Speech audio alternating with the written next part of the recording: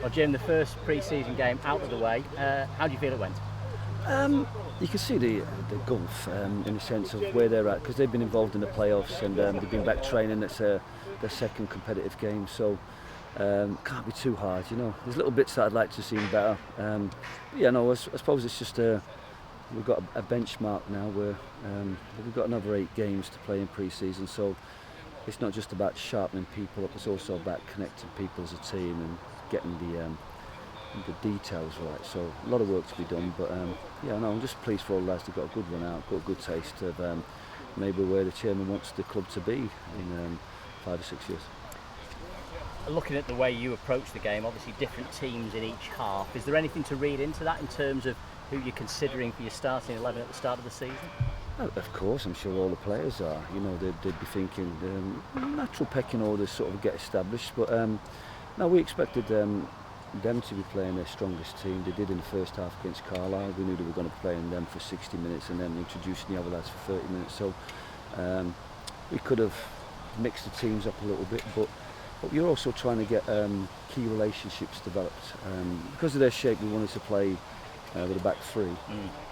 So it was natural to bring Jamie in, and then obviously that meant a few players playing out of position, which was probably a little bit unfair on them.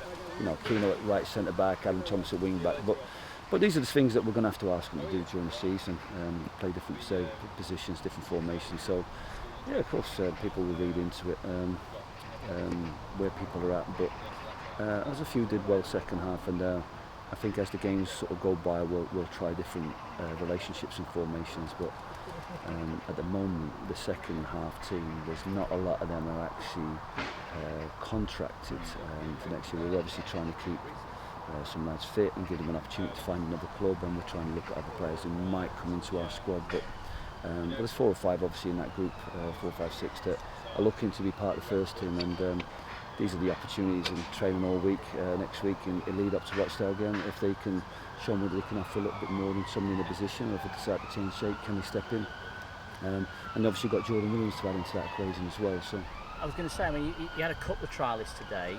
Are there still slots in your squad? I mean, the most obvious one obviously is the goalkeeping position, isn't it? yeah, there's definitely slots in it. You know, your ideal squad, the first team squad would be around 20. We'd like to have like 18 that are really strong players. The difficult thing is trying to get players that and sell them a vision that they are going to be first team. How do you do that for 16 or 18 players? But we want to collect together a group of players that can be really strong, and if we have 1 or 2 injuries, we're not weak. Because if we look back at last season, we look at the inconsistencies in our results and the inconsistencies at different stages in the season, it was due to the fact that we had a very threadbare squad. So when you lose Ash Palmer, you lose Ben Hinchcliffe or Sam Walker in the game, the results will show something different, and we're trying to get a group of players together that's strong enough to overcome them, but also the width and the depth and the balance and the quality throughout the group. So we're getting there, and I'd say after the recruitment meeting we had yesterday, I'd say we're about 3/4 away there. Probably got 15 of the 20 we want, and now it's just a question of how strong those 5 are, whether they're going to be people that are going to be challenging the first team players and really creating a storm within the first team for positions, or whether they're kind of young players that maybe over time can add something to the group and develop. So we have to be thinking about not just staying strong now and being proven, but also the potential growth of the side over the 6, 12, 18 months. It was lovely as well in the second half, I thought, James said, to see 2 players in particular who are coming back from quite serious injuries, and Darren Stevenson, you know, the forgotten man really, because he just hasn't had the chance to play. He's been injured for so long, and Alex Curran suffered a dreadful injury at the start of the year, and he's back as well. I mean, it's great to see them play. Yeah, I think Darren looked in great shape, and he's a superb athlete.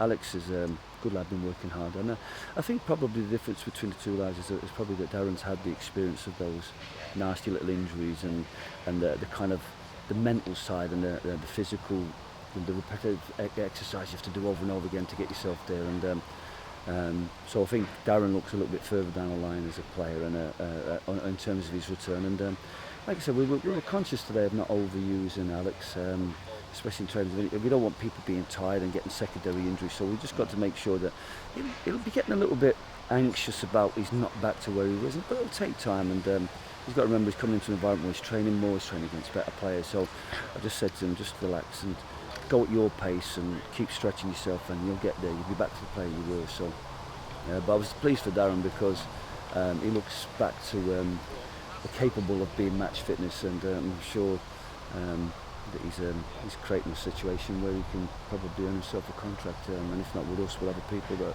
get to see him playing, because that pace and that directness and that ability to get you up the pitch is definitely still there. It's nice to hear. And in terms of football at the moment, obviously we'd love to be at Edgley Park. We will be next Saturday. But actually today was a chance really to have a little showcase of Carrington, and it's coming up to the mark, isn't it? Oh yeah, I think anybody that's been either a casual visitor or coming here to train are commenting.